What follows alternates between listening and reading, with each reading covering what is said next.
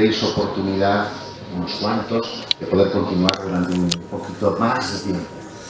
Lamentablemente, como vamos muy mal, tenemos las cocinas que nos cierran a una hora determinada y si no nos quedaremos sin cenar, tendremos 35 minutos, con lo cual yo voy a sacrificar mis preguntas a nuestros ponentes, que son muchas, en favor de que sean ustedes quienes tengan oportunidad de preguntarles a ellos, que creo que es lo mejor. En su interesante charla, Goode nos explicaba justo hacia el final que estaba a punto de publicar un nuevo libro junto a Salla y otro investigador más. Mencionaba también la aventura particular de Laura Eisenhower y cómo logró evitar el control de ciertas entidades, de manera que vamos a abrir a partir de ahora esta mesa redonda que girará en torno al proyecto espacial secreto. Supongo que hay muchas preguntas, de manera que si ustedes quieren empezar, serán bienvenidos.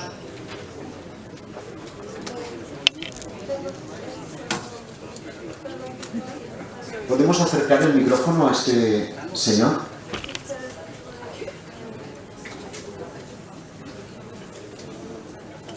Aquí.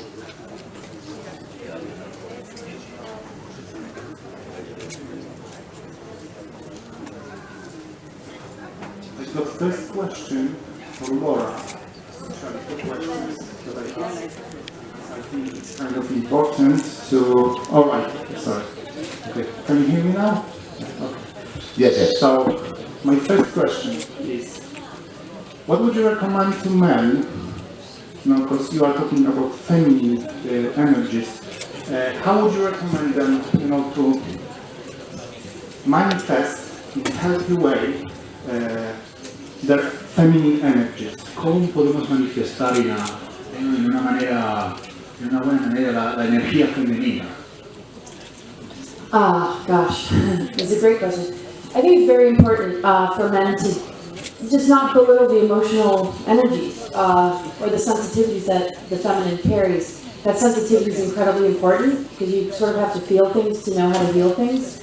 And the patriarchal programming is very belittling to those sensitivities. Oh, you're just being sensitive, or oh, silly emotions. And the thing is, we're dealing with some massive wounds here, and holding space and having the capacity to really listen, and listening while allowing it to inspire you to get in touch with your own emotions so that you can be vulnerable back, will help move that negative ego aside, and also help this greater transformation, because the male energies have been very programmed and compromised, and it's both sides. So women also have to be compassionate about sort of the struggle of men letting go of that sort of more sort of closed off and detached aspects of themselves. So I really just think honoring the emotions and finding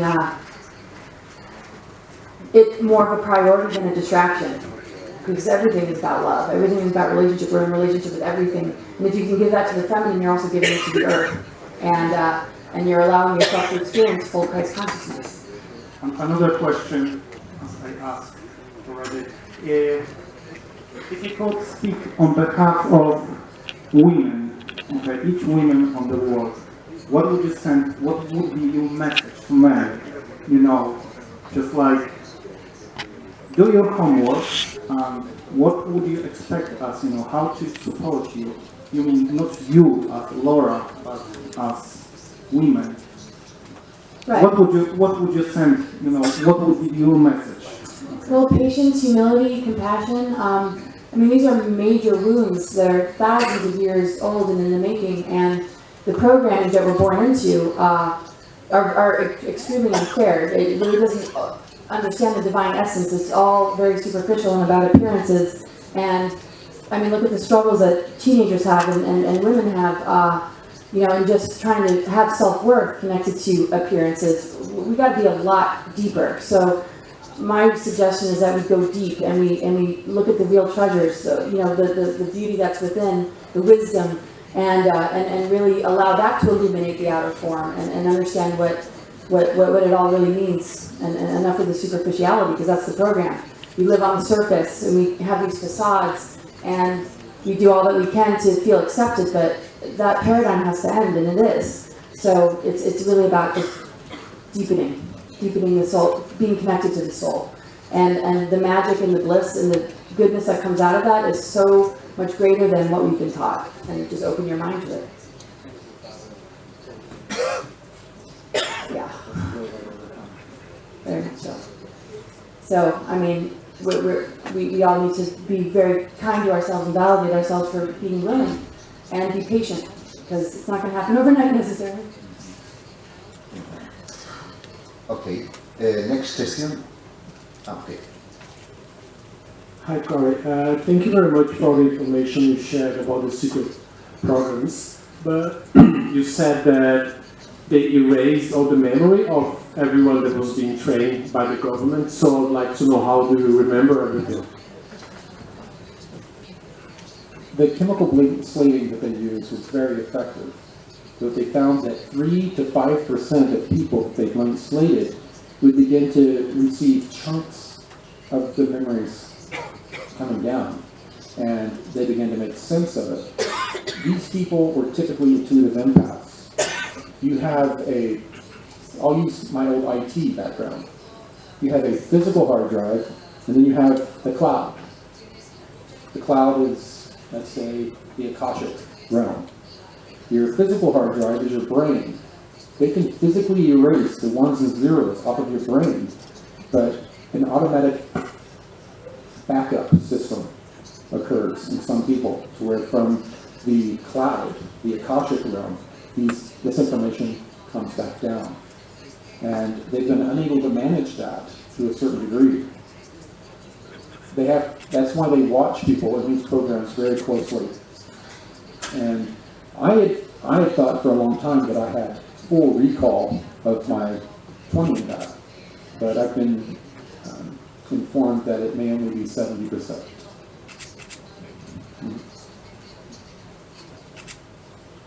Next. Hola, gracias. For translation, channel 3. Gracias a los ponentes, gracias Michael, gracias Goode, gracias Laura.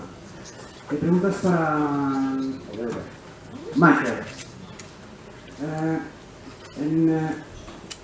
Creo que se sabe que el programa secreto espacial, hay una parte de sus integrantes no aprueban del todo cómo se está llevando el programa, y hay algunos que supuestamente quieren que la humanidad sepa que el programa se está llevando a cabo.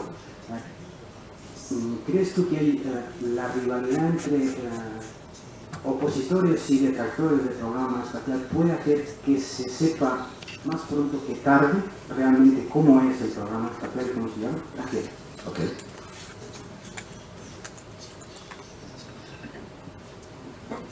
I think one of the things that is very interesting about this revelation of the secret space programs is that the primary people with a lot of information about it, like Corey Goode, William Tompkins, and there's also another one who's still to come forward, but he's also very well credentialed, who was part of the 20 and That program. All of them have been actually given permission to come forward to reveal this, because those in leadership positions running these programs are very dissatisfied with the way the programs have been run, and the level to which decision making has been taken out of the hands of the national security decision-making process in countries like the United States, and basically privatised, put into the hands of a kind of transnational elite, and that this process has been moving forward to such a degree that many in the national security system that run these classified programs feel that if it's allowed to continue, that the United States, with all its traditions, will actually cease to effectively exist as a republic, and that its military institutions, which are very an important part of the United States history and identity, that they would basically be made redundant. And so I think this is part of the reason that they're coming forward. I think also there are very human factors involved in this, that the effect on morale of people who are denied the kind of memories of their service. People who have served in these twinning and back programs come back and they're not treated well. They're given, many promises are made to them before they join, but then none of those promises are kept. And I think they're also seeing what is happening in terms of these advanced technologies being withheld from humanity and the effect. So for these reasons and more, there is a very powerful movement within the US national security system and in other countries, but I know more about what's happening in the US, to reveal this and to come forward and encourage whistleblowers and insiders to talk about their experiences.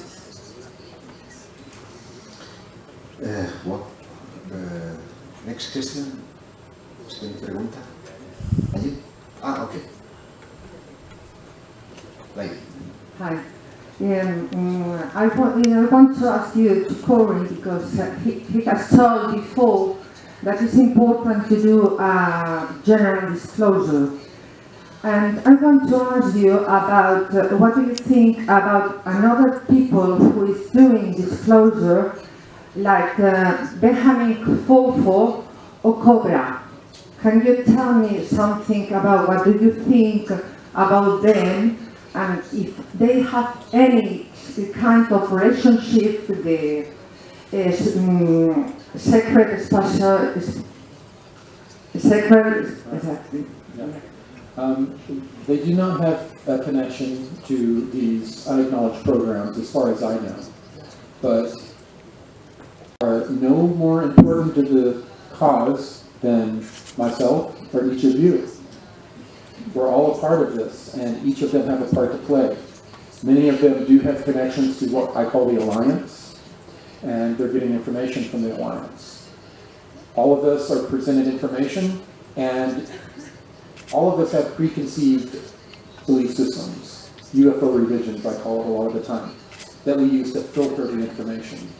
I'm guilty of it, we're all guilty of it. So everyone has to use discernment with the information that comes from us, because we're all delivering it from our own point of view, our own perspective, our own experiences. And those are going to be different than yours, and they're going to be different than the other people disseminating the information. So my information, Cobra's, Benjamin Fulford's, you always need to find, before I reveal any of my information to the public, I have to have it triangulated. If one person tells me something, I need to verify it through two other sources before I share it. So we need to take the same approach as a community to the information coming in. And that information delivered by those two individuals and myself, that information is going to pass through your filter anyway. So as a community, we just need to understand that each of us have our own perspectives that are contributing to the information. Okay. See, next. Thank you all so much, first of all, for everything you're doing. Respect so much. It takes a lot of courage, and love the information. This question is for Michael and Corey, whoever feels they might know. I'm curious about, Corey, you've mentioned about the when disclosure comes, part of what will happen is that the Babylonian slave monetary system, I forget how you call it exactly. Babylonian money magic. This one, yeah. there will be essentially a reset of that at some point, and that Asia's vying for the power for the next 100 years, if that was kind of a plan. And I'm curious if the recent buzz about blockchain technology and cryptocurrencies has anything to do with this kind of change in the money system that's coming. There seems to be a lot of buzz. And it plays a part, but people need to understand things like Bitcoin were started by the intelligence community. Yeah. Tor, different VPNs that keep you anonymous. Those were started by the intelligence community. So on, I guess, a civilian level, you cannot trace these things, but on the level of the intelligence communities, they have it all databased into their haystack of information. Okay, so they're pretending that they can't track Bitcoin. Everyone thinks they're anonymous. People recently involved in terrorist attacks were tracked down very quickly using Bitcoin. So it's, Bitcoin is useful, but it is also it's a tool. Yeah. You know, that's how the intelligence communities work. Do you think they want it to catch on and they want more people to use it? That it will replace, maybe it's a way to get rid of fiat currency? I don't necessarily believe that, because as you stated, the Western more than 100 years of controlling the financial system is coming to an end. The Asians have been negotiating in these alliance meetings to have their 100 years.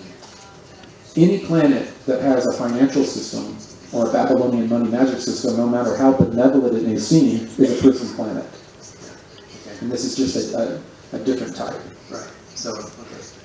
Thank you. Okay. Thank you. Here. Lady? Thank you very much. Okay, so this is a question basically primarily for Cory, but for both of you too. Okay. Ambos. ¿Quién? Cory and? Cory, Okay. and Michael and Laura too.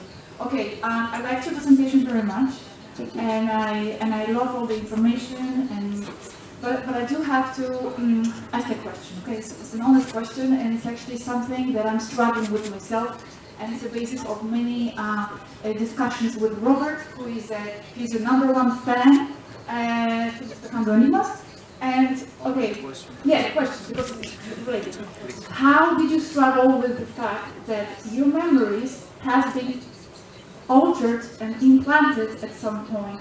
So how did you get to trust your memories 100%? And how did Laura or Michael, how did you get to trust Cory's and Brady Kramer's memories 100%?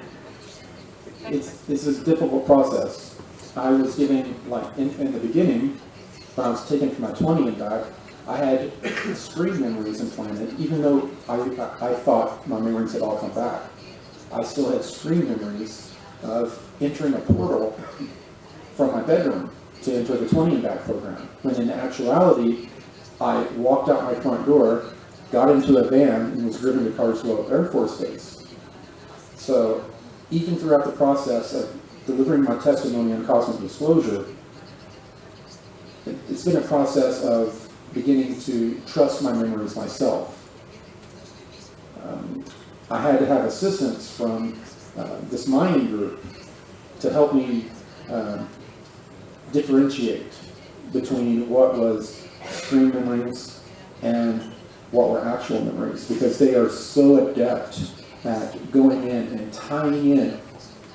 Just think about the amount of time. Not only did they erase my memory of the 20 and back, but they had to go deeper and look for specific instances to put in screen memories. That sounds like an arduous process, but the technology and abilities that these programs have to affect our consciousness and our memory is staggering.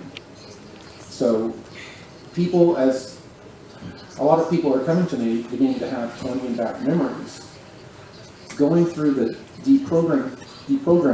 deprogramming process is very difficult, and you know, on Gaia, we're starting to do a new show to cover all of my information from the beginning, because as I stated, I thought that I had 100% recall when it turns out I maybe have 70. And there are screen memories that people have to get past. So everything that I say and other whistleblowers say needs to be discerned heavily, because I believe what I'm saying. Who knows in actuality what is programming and what is not? Reality is a very bizarre thing, and it can be manipulated, and each person's reality can be manipulated. My information matches other people's information that have come forward. That is a good way to start, but I honestly believe that each person needs to use their own discernment when approaching information that people are giving. If I can add to that, as a researcher trying to investigate Corey's testimony and others who have come forward, what I found really very important with Corey's information when he came forward was there was so much circumstantial evidence that was paralleling what he was saying at the time. He was talking about slave colonies on Mars, and at the same time there are meetings being held by the British Interplanetary Society in London discussing the question of how to remove a Mars dictator who conducts a slave colony on Mars. Corey's talking about document dumps. And then we have these stories about the US personnel, the officers' personnel being hacked, and hundreds or tens of thousands of files on people involved in various classified programs have been hacked. So there were those certain bits of historical events that were paralleling what Corey was saying. And then there were other people who came forward that corroborated what Corey was saying that hadn't been through any kind of mind control regime. And the two people that I found to be most credible in this, one was William Tompkins, and another one who's still alive is Clark McClelland, who isn't talked about that much, but he's also very important because he actually worked for 34 years with various NASA contractors, and he said many things that paralleled what Corey was saying, and he was told these things from German scientists that were working for NASA in the 1960s, and that corroborated many of the historical information Corey was given, and also some of the more kind of recent contemporary events. And for William Tompkins, it was the same. So you actually had someone, Corey, who had lived through the 20-back program and knew about the history on the smart glass tags. And then you had two people who worked for various contractors. One with them, both of them had very important roles with the Office of Naval Intelligence. William Tompkins actually was part of a covert espionage program run by the Navy, and Clark McClelland worked for the Office of Naval Intelligence for years as well, and I think his job was to spy on the Germans that were embedded in NASA. And both of them corroborated key things that Corey was saying. So for me, that suggests that his memories are very accurate because we've got independent sources corroborating key elements. I have to say, to add to all this, it's the humility and the sincerity and the willingness to express the type of stuff that he just expressed to help us to realize the importance of discernment. So when you can look that in that sort of an expanded level of consciousness, that right there is truth.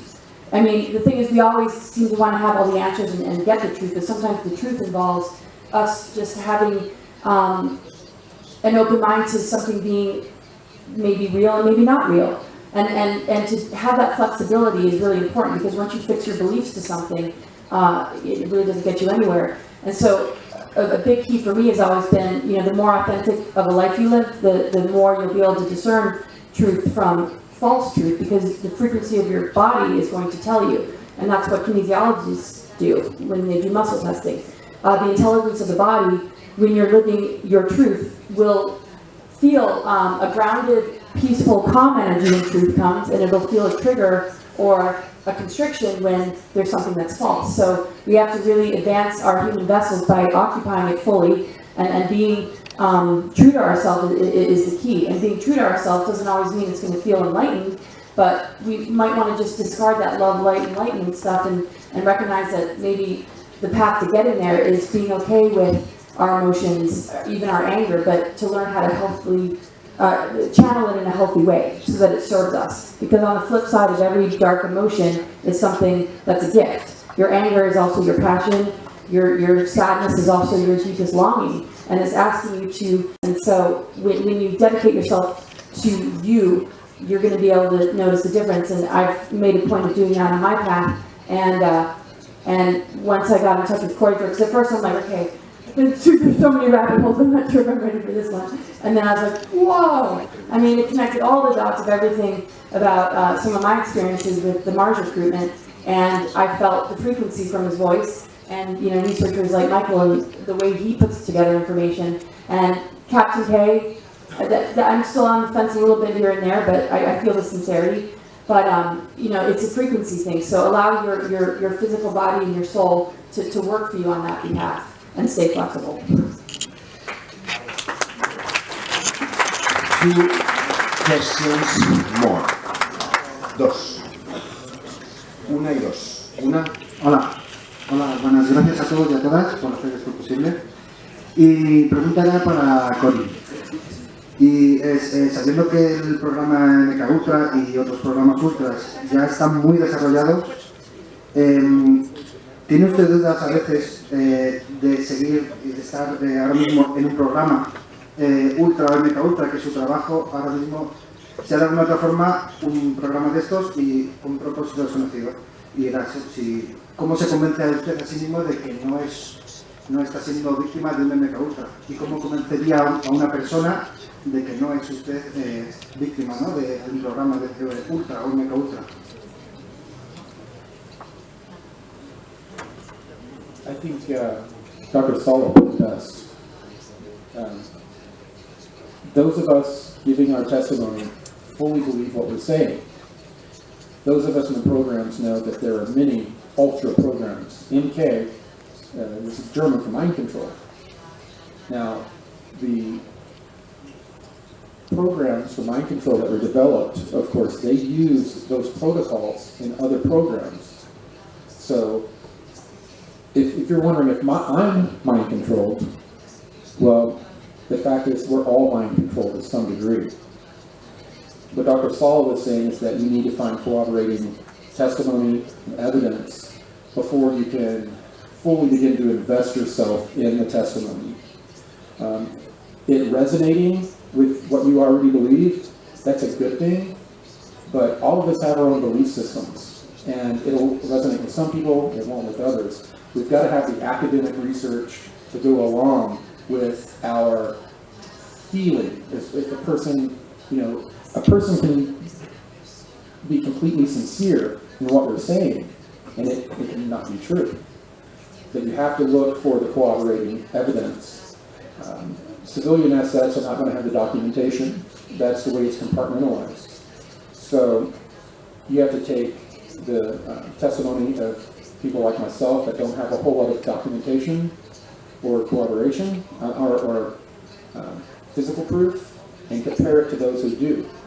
I think what's going to be interesting, this associate that we've been talking to that's going to come out that has these impeccable credentials. Everything that everyone's been asking for from me that I do not have, this person has.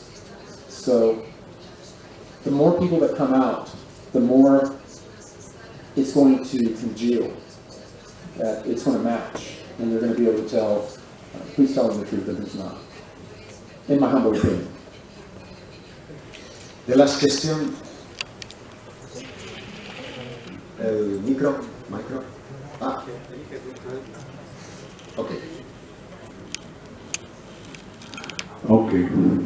So, question to Corey. I stand up. I have a question to Corey. What have the solar warden, it's the input address, the Azure, the Apollo, or High, with the Ariane? What is a program for defense, the KI, the technical intelligence of the universe? What is possible for the defense program for the KI? Have you information process? Wait. I'm sorry. One question. No more question. Yeah. I'm sorry, I didn't follow your question. Yeah, sorry. for the technical intelligence for the empire, from the empire in the universe. But the KI is out in our planet. And what will the solar warden or the program doing for defense this energy here on Earth? Okay, I'm not sure I fully follow, but Cari's people, for quite a while, have been in communication with military and secret societies. They were telling them, we come from this star system, we come from that star system. But it was for their own security. They wanted us looking up instead of below, where they are located. Now, I didn't quite follow the rest. The defense of the energies. Yeah, was to attract these people. Wait, please. Okay. For to extract this energy out of this energy here on Earth in the future. Well, we don't need protection from the energy. What occurs is this energy is something that occurs like clockwork in our galaxy. Out of our 52 stars in our star cluster, they're all going through this grand cycle of rotation. So these energies coming in are beneficial. It's the part of the process. The only thing that's holding us back are traumas that we've refused to deal with, pains. Each of those things have density, and the energies can't pass through them. They act as anchors that hold us into this third density. Most of our problem is that we are anchored to third density through emotion, through just tradition almost. This third density is all we know. And going to the next level is a process of us surrendering to it. And I've stated that we can't look to the skies for saviors. We're the ones that we've been waiting for. We change the world one person at a time, that is us. But we have to do the work. And it can be selfish. We know that we have to do the work if we want these energies to not make us ill. Thank you. I hope I answered your question. Un aplauso para Michael Salla, para Goode y para Laura Eisenhower, que ponen el colofón a esta jornada, pero mañana vamos a retomar, vamos a intentar cumplir a las 9 de la mañana, porque Enrique Vicente es extenso, necesita mucho tiempo. Entonces vamos a intentar cumplir con el horario. Les ruego ahora, salvo los luxury, in a few minutes, dentro de algunos minutos, lo digo en español y me traducís vosotros, en algunos minutos tendréis el encuentro personal con ellos. El resto, por favor, les ruego que vayan ya directamente a la cena. Muchas gracias.